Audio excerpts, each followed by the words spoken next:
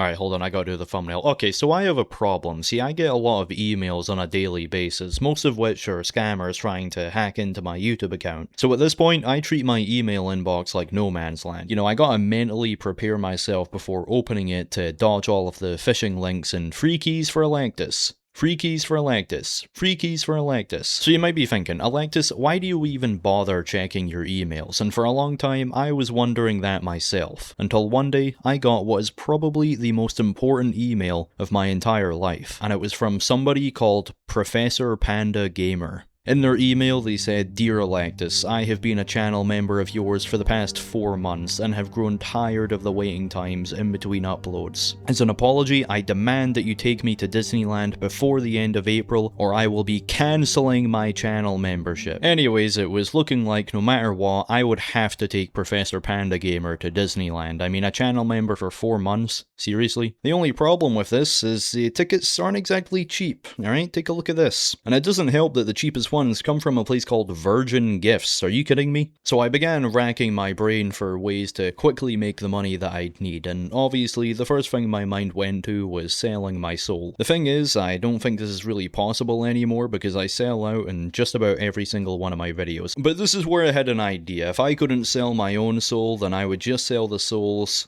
of other people, and I knew just how to do this. Oh, come on! What's particularly of note though are these soul stealer arrows, and a glitch that I found involving them where if you reanimate a dead body and kill them again with one of the arrows, you can repeatedly farm black soul gems over and over again. This is where I had the idea of creating a literal soul farm by repurposing Golden Hills Plantation. I unlocked this place back in the first installment of Cheese Home so that I could... You know, let's not talk about that, but regardless, I now had a plan and the stage had been set. All that was left to do was go get some crops. So I made my way over to Whiterun where I was presented with a slight obstacle. Yeah, I forgot that I had some mods installed. Anyways, once I was inside the city, I started thinking about the best way to go about getting my first victim.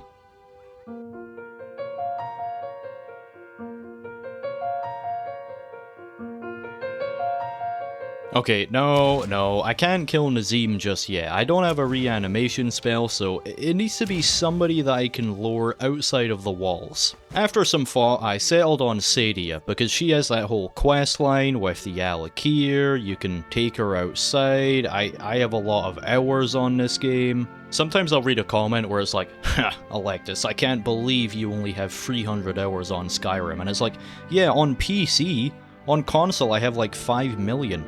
I'm not gonna show you proof, but I do. Eventually, I was able to stab Sadia in the back. I mean that both metaphorically and literally. Unfortunately, this kickstarted a sort of chain reaction, because the guards at the gate saw me, and then more people came out. There was a goddamn bloodbath going on outside Whiterun. Go, Shadowmere, go! Guys, this is just a misunderstanding. I didn't do this. I found them like this. Stop hitting my fucking horse. Okay, well now I am gonna kill you. Hey! Hey! Hey! Stop it! Stop hitting my horse! How the hell am I gonna carry all of these people back to the farm? That's a great question. So I now had plenty of bodies for the soul farm. The only problem? I don't really have a way to get them there. I mean, what was I gonna do? Drag each one individually? I'm having so much fun. I came back from vacation for this. Okay, I'm just kidding, I didn't actually drag them back, but I did have an idea. Testing. Throughout Skyrim, there's what's called the Standing Stones. You know what, let's just have the wiki explain what they are. The Standing Stones are upright, magical stones located throughout the province of Skyrim. Legend tells of the stones granting special powers to heroes of old, giving them the ability to rewrite their fate. 1. And it just so happens that near Whiterun there's what's called the Ritual Stone. This stone gives you the power to reanimate all nearby dead bodies for a limited amount of time per day. So I fought my way over to it and gained the power of mass reanimation. What is that? What even is that? A chupacabra? No, it's a wolf. Die, chupacabra. Alright guys, I know it doesn't look like much, but but this is home. Alright guys, come on, let's go. Yes! Success! The idea had worked and I could now begin farming the bodies in earnest, which is what I was right about to do before they all vanished. Every single one. I took a short business trip to Whiterun, and when I came back, my crops had left me quicker than a father leaves his Argonian-loving son. After doing some research, it turns out that after leaving a cell for a certain amount of time, the game will automatically teleport any bodies to a Hall of the Dead. This happens more so for certain NPCs than others, but regardless, all of that planning had been for nothing. The game was determined to throw a wrench in my plans. But I wasn't ready to give up just yet. There had to be a way to make this work. And after some thinking, I had an idea. See, in the beginning of the video, you might have noticed me using a weapon called the Staff of Worms, and this isn't a coincidence. This weapon just so happens to be vital to making the soul farm work, because it has the effect of permanently resurrecting an NPC. Even if they die again, as long as you've used a staff on them at least once, then their body will stay put. So I dropped everything and fast traveled over to Gallows Hall, where the staff would become mine. Yeah, get over here, crabs.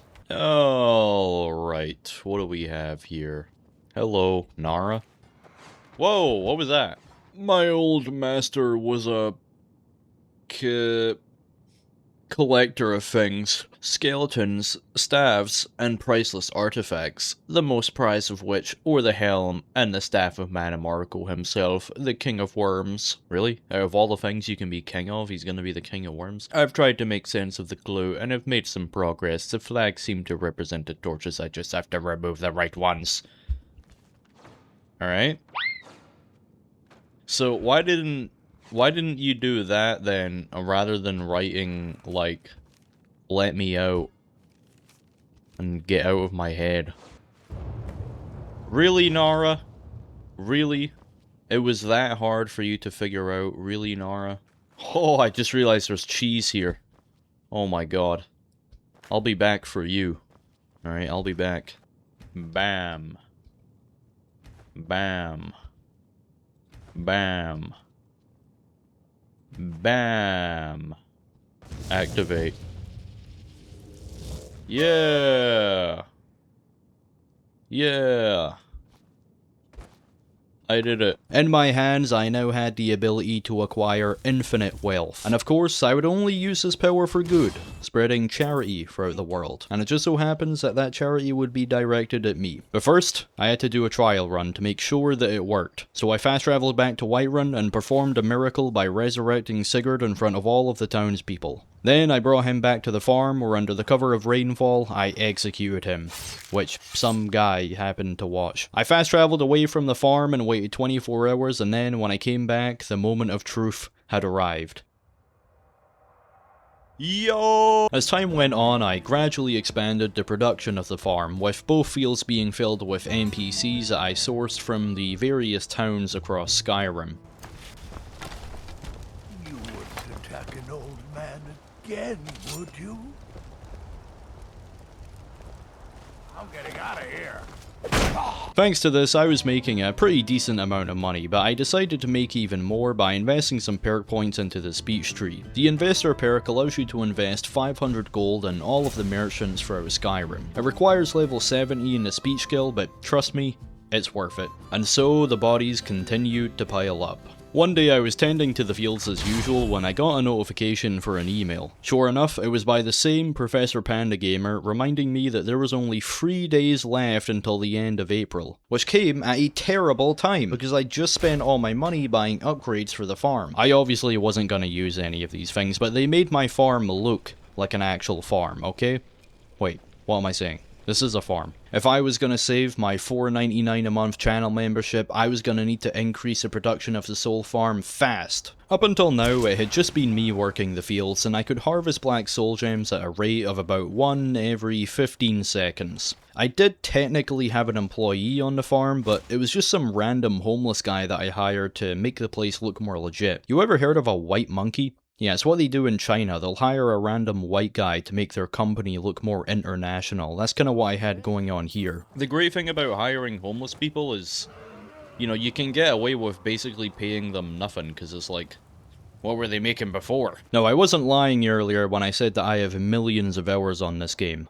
I was exaggerating. There's a difference. And I knew about this old glitch with the Dark Brotherhood initiates that allows you to have multiple followers at a time. And the best part of this is you can outfit them with bows and soul stealer arrows, giving me a far faster way to farm soul gems. But I was still gonna need more bodies, and doing this one at a time was taking way too long. Normally a few guards wouldn't have been a problem for me because I have 100% accuracy, but you know, I think there's a glitch or something, some kind of bug that's interfering with my aim. Anyways, to speed things up a little bit, I used the ritual stone from before to raise battalions of slaves. I led an undead army across Skyrim, ransacking every major city. Nowhere was safe. You go somewhere thinking that it's safe, bam, zombie Nazim, he fucking disintegrated. And it wasn't long before I was farming hundreds of soul gems, probably like 50 of these alone are from Nazim.